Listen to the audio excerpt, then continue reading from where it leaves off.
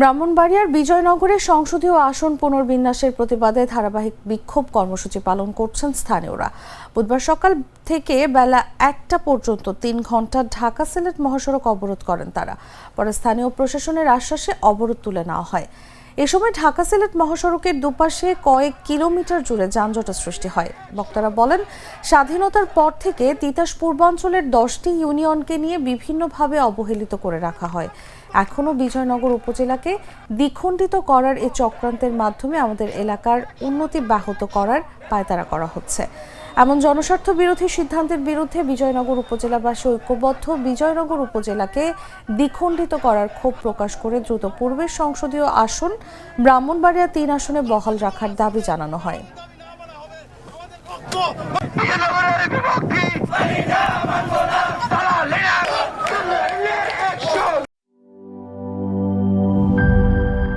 Bundle থাকলে প্রতি সেনমানিতে টাকা বাঁচবে। বিকাশ সেনমানি বান্ডেল কিনে জিতুন প্রতি লেনদেনে।